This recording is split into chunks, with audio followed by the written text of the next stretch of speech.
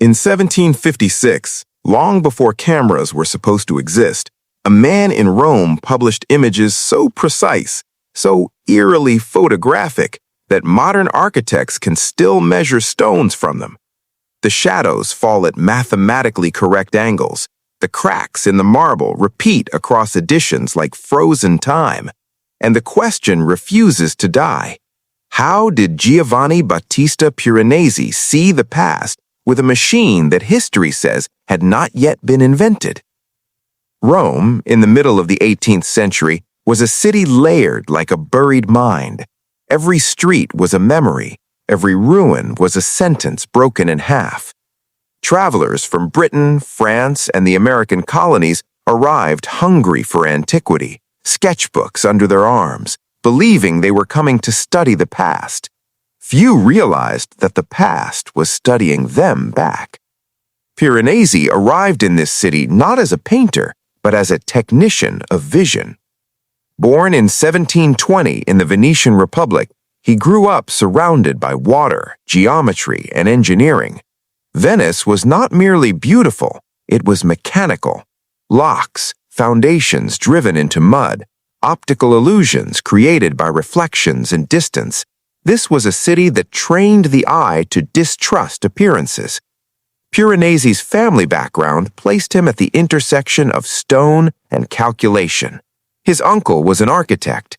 His early education emphasized perspective, drafting, and structural logic, not romantic painting.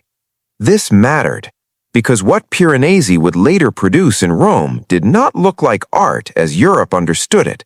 It looked like evidence. By the time he settled permanently in Rome, the Grand Tour was in full swing. Wealthy young men, many of whom would later shape American political and architectural identity, came to see the ruins of empire with their own eyes. They bought souvenirs, busts, sketches, guidebooks. But what they treasured most were prints. Prints could travel. Prints could teach. Prints could preserve. And Piranesi's prints were different. His Vedute di Roma were not loose impressions. They were not interpretive fantasies. They were exacting, relentless, obsessive in detail. Brick counts matched reality. Staircases aligned with surviving remains. Light behaved like physics, not symbolism. When modern researchers overlay Piranesi's images with laser scans of Roman ruins, the alignment is often unnervingly close. Too close. Contemporaries noticed it too, even if they lacked the language to explain it. Other engravers complained that Piranesi's work was too severe, too mechanical, too cold, yet buyers could not stop purchasing them. Architects treated them like reference documents. Engineers studied them as if they were blueprints. Antiquarians trusted them more than textual descriptions. It was as if Piranesi had not merely drawn Rome, it was as if he had captured it. This is where the mystery begins, not with wild claims of time travel or anachronistic cameras, but with a quieter, more unsettling possibility that 18th century Europe possessed optical technologies, methods, and visual sciences that modern history has flattened into footnotes or forgotten entirely. The camera, we are told, begins in the 19th century. Daguerre, Niepce, chemical plates, industrial modernity. But optics did not begin there. The camera obscura, literally dark room, was known since antiquity. Aristotle described it. Islamic scholars refined it. Renaissance artists used it secretly. By Piranesi's time, portable camera obscuras with lenses, mirrors, and tracing surfaces were commercially available in Europe. They were sold to artists, surveyors, and engineers. Some were large enough to walk into, others folded into boxes, and some were never advertised. Piranesi never explicitly described his process. He left no clear technical manual. What he left instead were images, thousands of them, each insisting that we look closer. Consider the shadows. In Piranesi's engravings, shadows are not decorative, they are directional. They obey a consistent light source. In many plates, Scholars have determined the approximate time of day depicted based on shadow length and angle. This is extraordinarily difficult to fake by intuition alone, especially across hundreds of works. Then consider repetition. Piranesi revisited the same ruins over decades. When comparing early and late editions, small changes appear, collapsed stones, altered restorations, but core structures remain fixed with mechanical consistency. Hand drawing usually introduces drift. Human memory blurs. Piranesi's does not. Then there's perspective. Many scenes use extreme wide angles that mimic lens distortion long before photographic lenses were formally described. Foreground elements loom unnaturally large. Backgrounds recede with dramatic compression. Vertical lines converge subtly, as if projected through glass rather than imagined by hand. These are not errors, they are signatures.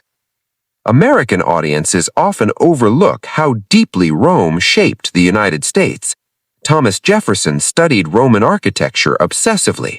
The U.S. Capitol echoes Roman temples. The language of republic, senate, and civic virtue was filtered through images of Rome circulating in the 18th century, many of them Piranesi's. In other words, Piranesi's vision helped shape America's self-image, which makes the next question unavoidable. If Piranesi's images were not purely drawn, then what were they?